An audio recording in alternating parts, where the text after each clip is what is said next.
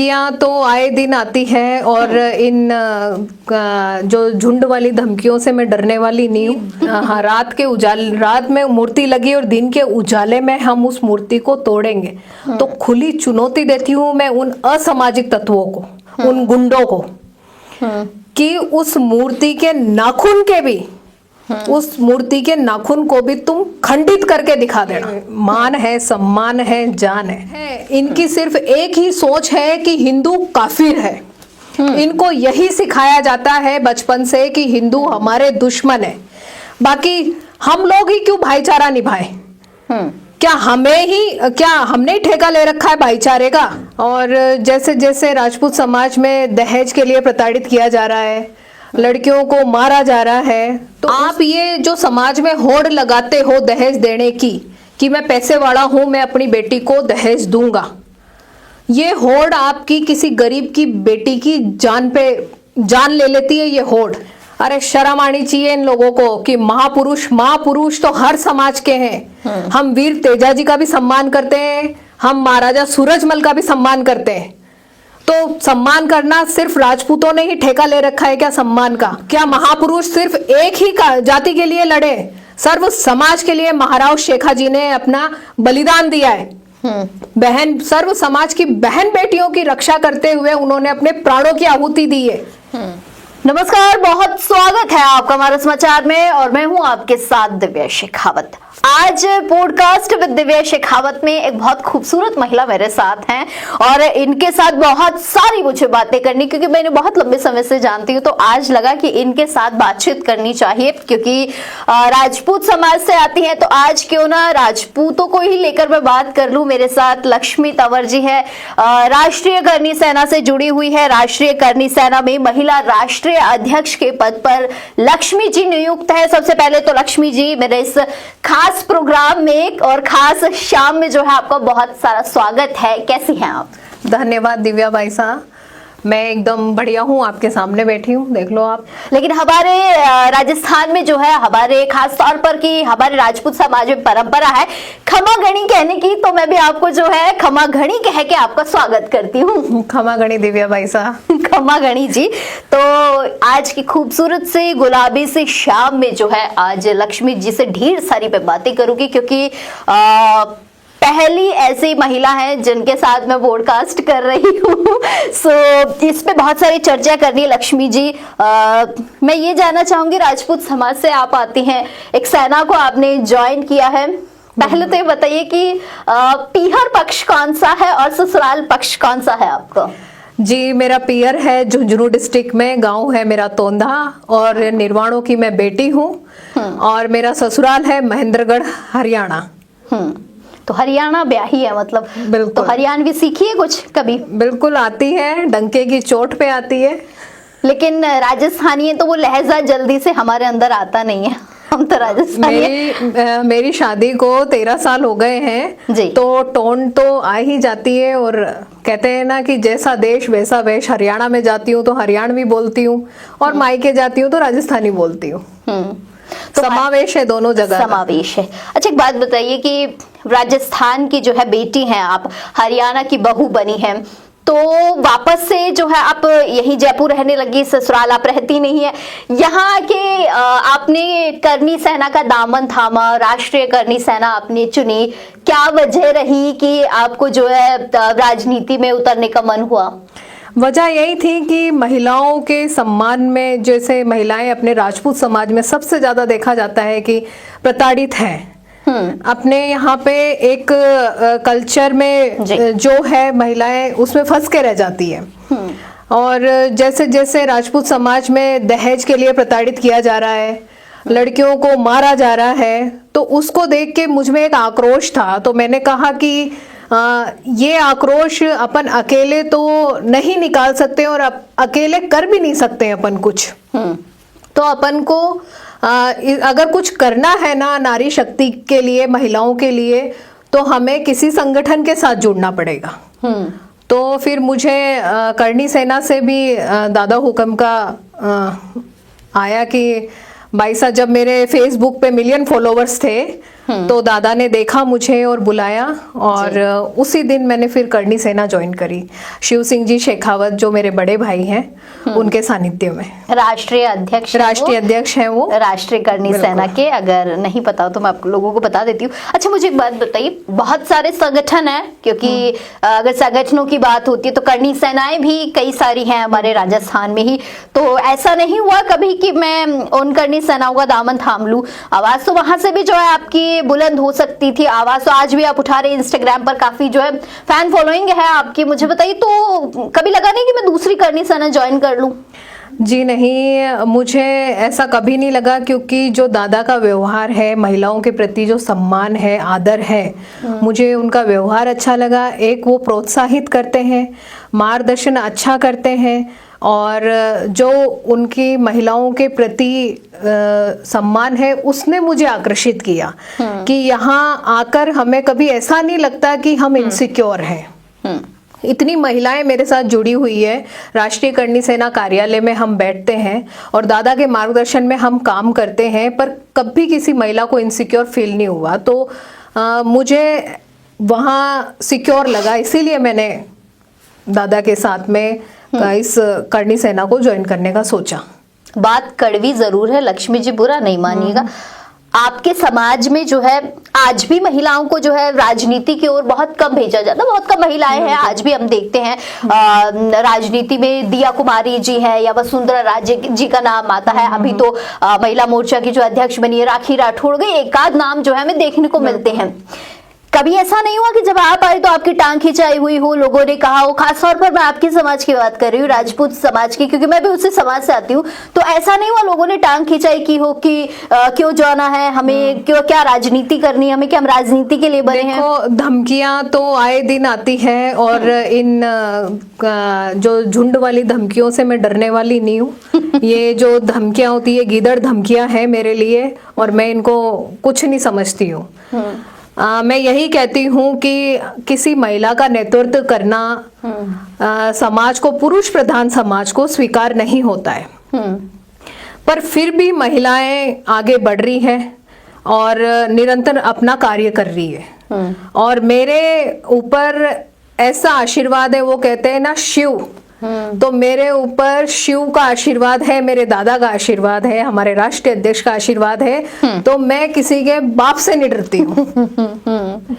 लेकिन एक महिला का संगठन को चलाना, संगठन का नेतृत्व करना, जहां कोई हादसा हो जाए, कोई घटनाक्रम हो जाए, तो हजारों की भीड़ में इकलौती महिला का खड़े रहना कितना चुनौतीपूर्ण होता है। किस तरीके से लोग देखते हैं, किस तरीके की उनकी मानसिकताएं होती है। वैसे जितना मैं जानती हूँ, लोगों को ना तो अच्छा बोलते हैं, ना ही अच्छे तरीके से देखते हैं। कैसी मतलब वो सिचुएशन होती है जब काफी सारे लोगों के बीच में खुद को अकेला देखती हैं, खुद अकेली खड़ी रहती हैं और नेतृत्व करती हैं?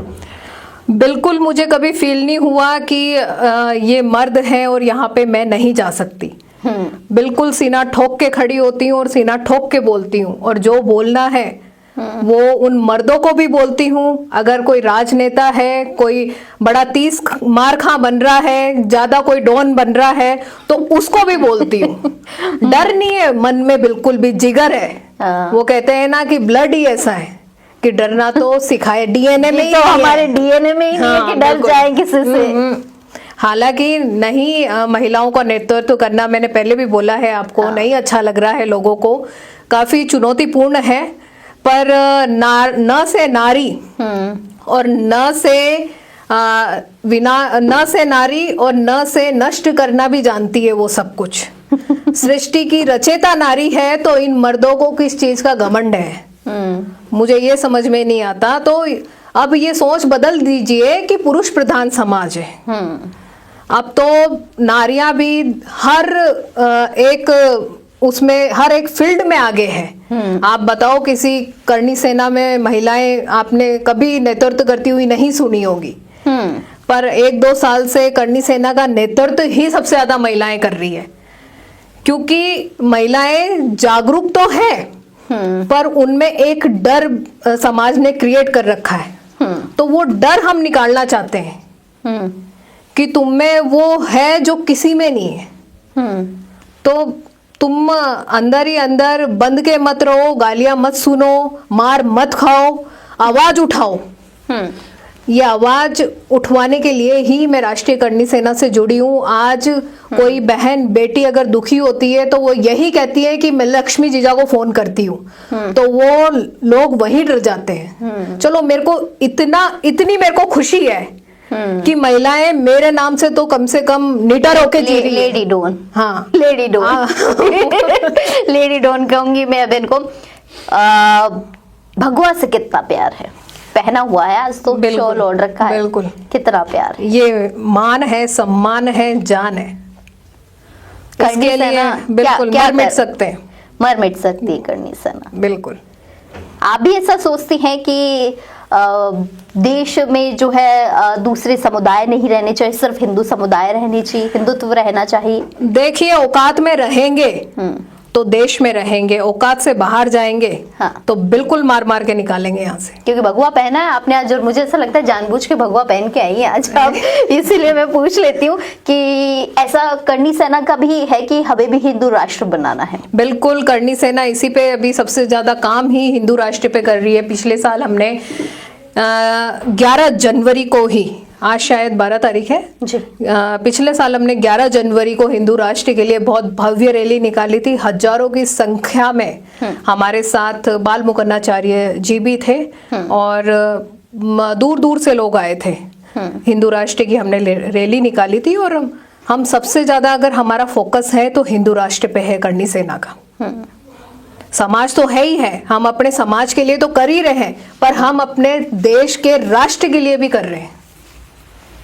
क्या उद्देश्य है करणी सेना का कि राजस्थान में सिर्फ और सिर्फ हिंदू संगठन होंगे, सिर्फ और सिर्फ हिंदुत्व रहेगा और सिर्फ हिंदू लोग ही राजस्थान में बसे रहेंगे, दूसरे लोगों को इजाजत नहीं? मैंने बोला ना आपको कि औकात में रहें। ये षड्यंत्र जो रच रहे हैं, कभी लव जिहाद का, कभी किसी चीज का, कभी कुछ ये लोग कर देते हैं, कभी देखो इन्होंने टारगेट बनाया तो हिंदू बहन बेटियों को बनाया। लव जिहाद का षड्यंत्र रचा जा रहा है तो हिंदू बहन बेटियों के साथ रचा जा रहा है। और ये जो लोग हैं, इनकी सिर्फ एक ही सोच है कि हिंदू काफिर है। इनको यही सिखाया जाता है बचपन से कि हिंदू हमारे दुश्मन है। बाकी हम लोग ही क्यों भाईचारा निभाए? क्या हमने ही ठेका ले रखा है भाईचारे का? इनके लिए भाईचारा नहीं है। कहीं मुसलमान कम है, कहीं मुसलमान कम है तो इनको भाईचारा चाहिए, और जहां ये लोग ज्यादा है वहां पे इनको हिंदू एक भी नहीं चाहिए। अभी आप बांग्लादेश में देख लो उदाहरण, वहां पर हिंदुओं का कितना बुरा हाल हो रहा है क्योंकि वहां पे ये कट्टरपंथी ज्यादा है। तो ये राजस्थान में अगर इनको रहना है और ये अपनी औकात में रहेंगे तो टिकने देंगे, वरना इनको यहां से मार मार के निकालेंगे। अभी हिंदू राष्ट्र की बात हो रही है, अभी आपने कहा कि इनको मार मार के निकालेंगे। मैं कई दिनों से आपके कुछ वीडियोस देख रही हूँ जिसमें आप महिलाओं के लिए खुलकर बोलती है, जहां महिलाओं पर अत्याचार हो रहे। हमारे समाज की मैं बात करती हूँ, मैं किसी और समाज की बात नहीं करूंगी लक्ष्मी जी। हमारे समाज में दहेज प्रथा एक कुप्रथा है, लेकिन आज भी दहेज मांगा जा रहा है। भले से वो ये कहते हो कि हमें दहेज नहीं चाहिए, लेकिन दहेज चाहिए होता है। बेटी किसी की भी हो, लेकिन उन्हें पढ़ाई लिखाई से कोई मतलब नहीं है, दहेज लेकर ही हमारे घर में एंटर हो। दहेज भी मिल जाता है, लेकिन उसके बाद फिर भी उस पर अत्याचार होते हैं, उसे इतना हैरस कर दिया जाता है कि मरने पर मजबूर हो जाती है। क्या वजह है इसकी? देखिए, सबसे पहली बात तो यह है कि मैं सभी माँ बाप से विनती करूंगी कि आप अगर कोई भी आपसे मांग करते हैं दहेज की, तो उसको बेटियां देनी बंद कर दीजिए। आप ये जो समाज में होड़ लगाते हो दहेज देने की, कि मैं पैसे वाला हूं, मैं अपनी बेटी को दहेज दूंगा, ये होड़ आपकी किसी गरीब की बेटी की जान ले लेती है। ये होड़ आप समाज में अगर दहेज देना बंद करना चाहते हो तो सभी समाज को एक ही नियम अपनाना पड़ेगा कि दहेज में हम 1 रुपया नहीं देंगे। बेटी को प्लॉट दे दो आप, बेटी के नाम मकान कर दो आप, पर बेटी को पैसा गहना मत दो, क्योंकि वो पैसा और वो गहना उसके किसी काम का नहीं होता है। उस पैसे और गहने की लालच में सामने वाला उसको जान से मार देता है, क्योंकि उसमें और उम्मीद जागती है कि तू अपने बाप के यहाँ से ये और लेके आ। तो दहेज देके आप सामने वाले की औकात और बढ़ाते हो, उसको ये लालच देते हो कि हम तुझे और दे सकते हैं, हमारे पास इतना पैसा है। तो दहेज देना ही बंद कर दो ना, ताकि आपकी भी बेटी सुरक्षित रहे और जो किसी और की बेटियां हैं वो भी सुरक्षित रहे। ये होड़म होड़ में ही तो दहेज दिया जा रहा है कि उसकी बहू इतना लाई है तो मेरी भी लानी चाहिए। तो सबसे पहले तो बेटियों के माता पिता को ही दहेज देना बंद करना पड़ेगा। दहेज एक घटिया मानसिकता है और दहेज बिल्कुल अपराध है, और दहेज जैसी बीमारी जो कि बिल्कुल हमारे समाज को खत्म करने वाली ये बीमारी है, और जब तक दहेज बंद नहीं होगा ना तब तक बेटियां मरनी बंद नहीं होगी। लक्ष्मी जी, दहेज प्रताड़ना कहें, महिला उत्पीड़न कहे, बलात्कार कहे, छोटी छोटी बच्चियों के साथ इतने घिनौने घिनौने काम हो रहे, और राजस्थान में तो आजकल ये चीजें बहुत ज्यादा बढ़ रही है। आप लोगों का संगठन कैसे जो है इनको रोकने के लिए काम करेगा? कैसे आप लोगों की तक ये मैसेज पहुंचाएंगे? देखो, बात ऐसी है कि जहां राजस्थान में सरकार महिला सुरक्षा की बात सबसे सर्वप्रथम करती है कि राजस्थान में महिलाएं सुरक्षित हैं। चलो, सरकार भी और प्रशासन भी कहां किस किस पर ध्यान रखेगा। ये जो जानवर हैं ये तो हर गली में हर नुक्कड़ पर हैं, पर अपनी बेटियों को इतना मजबूत बनाओ, इतना ताकतवर बनाओ कि वो उन बड़ों का इलाज खुद ही कर दे। अपनी बेटियों को तलवारबाजी सिखाओ, अपनी बेटियों को उनका ऐसा हौसला बढ़ाओ कि वो जो ये गुंडे हैं, मवाली हैं, इनसे खुद ही निपट ले।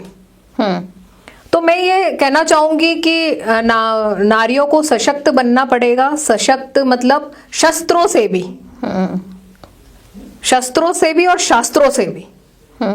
अगर इस कलयुग में नारियों को जीना है तो शास्त्र और शस्त्र दोनों ही जरूरी है। और हमारा जो संगठन है हर महिला के लिए खड़ा रहता है, और हर महिला के उनकी जो भी समस्याएं होती है अगर हमें पता चल जाता है तब तो हम छोड़ते नहीं है। बाकी हमें नहीं पता चले कहीं क्या हो गया तो उसमें तो हम भी क्या करें।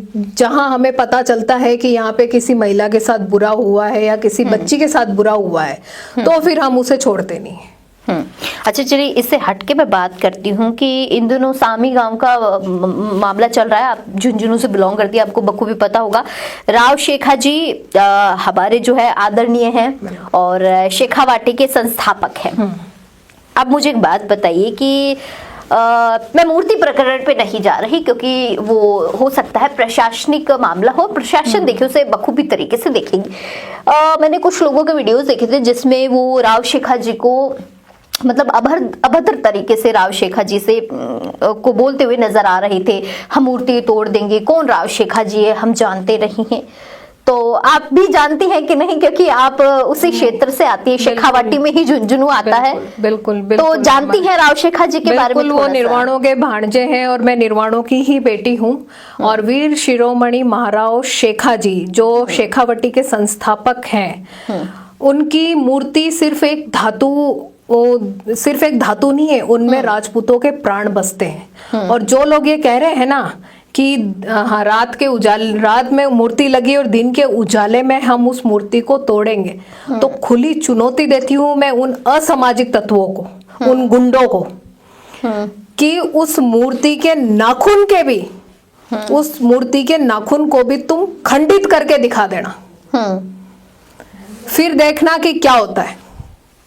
अरे शर्म आनी चाहिए इन लोगों को कि महापुरुष तो हर समाज के हैं। हम वीर तेजाजी का भी सम्मान करते हैं, हम महाराजा सूरजमल का भी सम्मान करते हैं।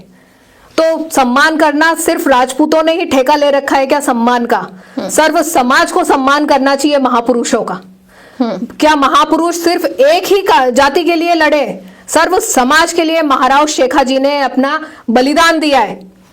बहन, सर्व समाज की बहन बेटियों की रक्षा करते हुए उन्होंने अपने प्राणों की आहुति दी है।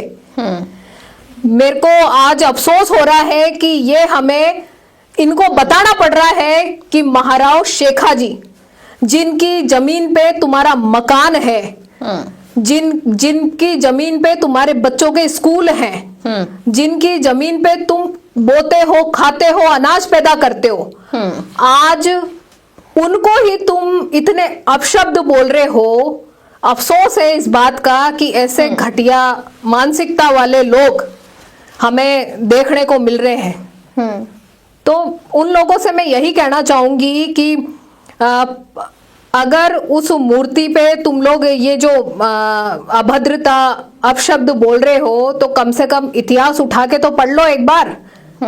और नहीं पढ़ना आ रहा तो गूगल पे सर्च कर लो कि महाराव शेखाजी कौन थे, तुम्हें पता चल जाएगा।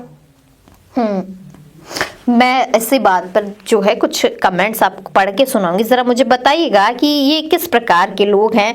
जो मैंने कुछ वीडियो बनाए, क्योंकि देखिए मैं भी उसी समाज से आती हूँ, और राव शेखाजी हो या महाराजा सूरजमल जी हो या तेजा जी महाराज हो, सभी हमारे लिए जो है आदरणीय है। लेकिन इसके बावजूद जो है बहुत सारे लोगों ने जो है मुझे काफी सारी अभद्र चीजें लिखी हैं, जिसमें खास तौर पर कि लोगों ने मुझे एक चीज लिखी है कि जब बात महाराजा सूरजमल की आती है तो आपका समाज बोलता नहीं है। क्या ऐसा है कि जब बात महाराजा सूरजमल की आती है तो राजपूत समाज पीछे रहता है?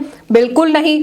मैं कह रही हूँ महापुरुष किसी भी समाज का हो वो हमारे लिए आदरणीय है, सम्माननीय है। शेखावाटी में दबदबा सिर्फ जाटों का है? नहीं, ऐसा तो नहीं है। अपने आप में सोचते होंगे ये, पर कितना दबदबा है वो तो सभी जानते हैं। ये अपने आप में खुश हो जाएं ये समझ के, पर ऐसा नहीं है। बहुत सारे लोगों ने मुझे कहा है कि आज आप लोग जो है कि महाराजा सूरजमल से घटिया मानसिकता है, घटिया मानसिकता है इनकी। ये जलन। मैंने महाराजा सूरजमल के लिए गलत नहीं बोला। मेरे आसपास बहुत सारे लोग काम करते, इवन मैं तो जिस चैनल में काम करती हूँ वो जाटों का चैनल है। मेरे साथ सारे भाई जो काम करते हैं वो जाटों के। हम तो इतना आदर सम्मान करते एक दूसरे का, हमने तो कभी किसी के मुख से नहीं सुना। दिव्या जी, ये कुछ घटिया लोग होते हैं जो आपस में जाट और राजपूतों को भिड़ाते हैं, आपस में इन युवाओं को भड़काते हैं। ये कुछ घटिया मानसिकता वाले लोग होते हैं जो सब नहीं है। हाँ, सब नहीं है, सब नहीं है। हर समाज में कुछ असामाजिक तत्व होते हैं, पर समाज खराब नहीं होता है। कोई भी समाज खराब नहीं है, कोई भी जात खराब नहीं है। 36 बिरादरी है, 36 बिरादरी में कुछ असामाजिक लोग हैं जो समाज को बदनाम करते हैं, आपस में युवाओं को लड़ाते हैं, महापुरुषों पे उंगलियां उठाते हैं। कुछ नहीं मिलता। हम सबको मिलके उन असामाजिक तत्वों से लड़ना चाहिए, ना कि आपस में लड़ना चाहिए। लड़ना चाहिए, बिल्कुल मेरा यही संदेश है। बिल्कुल, मैं भी यही कहना चाहूंगी। महाराजा सूरजमल जी भी हमारे लिए आदरणीय है, तेजा जी महाराज भी हमारे लिए आदरणीय है, या कोई भी समाज हो, किसी के हर समाज के महापुरुष हमारे लिए आदरणीय हैं, और हम हर समाज के महापुरुषों का सम्मान करते हैं। राजपूतों ने कभी भी किसी महापुरुषों के लिए, किसी भी समाज के महापुरुष के बारे में अभद्र अश्लील टिप्पणी करी हो तो मैं यहीं बैठी हूँ, आप बताओ मुझे। आज तक कभी नहीं करी। लेकिन ये कुछ लोगों का जिस तरीके से समाज को लड़वाना ठीक नहीं है। ठीक नहीं है। हमेशा मैं ये कहती हूँ कि राजपूत समाज के महापुरुषों पर ही ये उंगलियां क्यों उठाते हैं? क्या इतिहास हमारा ही दिखता है इनको? अरे खून से लिखा हुआ इतिहास है हमारा, स्याही से नहीं मिटेगा। ये जलन की भावनाएं खत्म कर दो तुम लोग। चलिए, ये तो बड़ी अच्छी आपने बात कह दी कि स्याही से लिखा हुआ नहीं है हमारा इतिहास, खून से लिखा हुआ है, और वो मिटाए से नहीं मिट सकता है, चाहे कितना भी जोर लगा लो। एक आखिरी सवाल आपसे पूछूंगी कि मैं अक्सर आपको देखती हूँ, बहुत लंबे समय से मैं आपको जानती हूँ। एक हमारे मैंने कहावत सुनी है कि मतलब कहीं ना कहीं मर्द के पीछे औरत का हाथ होता है उसे बढ़ाने में, लेकिन आपको मैं जब देखती हूँ तो आपके पीछे मर्द रूप में आपके जो हस्बैंड है बना, वो पीछे मैं हमेशा देखती हूँ उन्हें, आपको सपोर्ट करते हुए वो बहुत नजर आते हैं मुझे। ऐसे मेरे एक भाई और है, मेरे धर्म के भाई, उनको भी जो भाभी हुक्म को भैया बहुत सपोर्ट करते हैं। वैसे मैं आपको देखती हूँ कि आपके जो पति हैं, जरा एक बार उनका नाम बताइए। और हमारे राजपूतों में जो है नाम नहीं लिया जाता, महिलाएं जो अपने पति का नाम नहीं लेती। राजनीति तो आपके बच्चों के जो पापा हैं ये तो कह सकती हूँ। तो मुझे बताइए कि कितना सपोर्ट रहा है उनका, कैसे वो सपोर्ट करते हैं राजनीति में आपको? देखो, वो मेरी ढाल बन के खड़े रहते हैं और जहाँ मैं कमजोर पड़ती हूँ वो मुझे उस विषय में, उस बारे में समझाते हैं, हौसला बढ़ाते हैं कि, और किसी बात पे मैं कंफ्यूज होती हूँ तो उसका सही सॉल्यूशन करके देते हैं कि ये बात ऐसे नहीं, ये बात ऐसे। कभी हमारे बीच में मतभेद भी हो जाते हैं क्योंकि मेरा जो माइंड है वो पॉलिटिक्स है, उनका माइंड थोड़ा सा। घर पे भी पॉलिटिक्स चलती है? नहीं, घर पे कभी पॉलिटिक्स नहीं चलती है। परिवार घर पे तो बींदनी बन के रहना। हाँ, बिल्कुल बिल्कुल। घर पे मेरा एक वही बहू वाला रोल रहता है और बाहर आने के बाद मेरा एक सामाजिक महिला वाला रोल रहता है। घर पे मैंने कभी राजनीति नहीं करी है। जो एज एक पत्नी धर्म होता है मैं वही निभाती हूँ। खाना बनाना, कपड़े धोना, इनकी जो भी सेवा पानी होता है मैं करती हूँ और उसमें मेरा कोई एटीट्यूड नहीं होता है। तो करना पड़ेगा। हाँ, बिल्कुल करना पड़ेगा। बिल्कुल। हाँ, वो कहते हैं ना कि हम अपने उसको कल्चर को, संस्कृति को और धर्म को और अपने कर्म को कभी नहीं भूलते। ये बहुत अच्छी बात है लक्ष्मी जी। अच्छा, परिवार में सास ससुर ने कभी ऑब्जेक्शन नहीं किया? नहीं, मेरी जो सास है वो सपोर्टेड है और बहुत अच्छी हैं। और पापा जी हैं हमारे, वो भी बहुत एजुकेटेड हैं। कभी कहती नहीं है बिंदनी साहब को, ओ कहीं करो, लड़की फिरो? कभी मुझसे नहीं कहा। बहुत लाड करते हैं, बहुत प्यार करते हैं और हम बहुत सपोर्ट करते हैं। मेरी सास भी मेरी तरह मतलब बोल्ड है, बोल्ड है। वो भी नहीं डरते हैं। उनका भी एक नाम ही चलता है वहां पे। हाँ, तो दबदबा हरियाणा की है ना? दबदबा था, है और रहेगा। नहीं, बिल्कुल दबदबा होना चाहिए भैया, हरियाणा वाले। चलिए लक्ष्मी जी, बहुत अच्छी अच्छी बातें आज आपके साथ हुई है और ढेर सारी शुभकामनाएं दूंगी मैं आपको कि आप जिस संगठन से आप जुड़ी हुई हैं उस संगठन को मजबूत कीजिए और खास तौर पर कि राजपूत समाज में कोई महिला आगे बढ़ रही है तो मैं तो उसे यही कहूंगी कि आगे बढ़िए, अपने साथ और भी महिलाओं को जोड़िए और सशक्त बनाइए, क्योंकि सशक्त होना बहुत जरूरी है महिलाओं को। ढेर सारी शुभकामनाएं आपको वंस अगेन। तो आज के मेरे इस खास कार्यक्रम में पॉडकास्ट विद दिव्या शेखावत में लक्ष्मी तंवर जी थे, उनको ढेर सारी अग्रिम शुभकामनाएं देते हैं और फिर मिलेंगे किसी खास शख्सियत के साथ इसी कार्यक्रम में। तब तक के लिए मुझे दीजिए इजाजत। नमस्कार।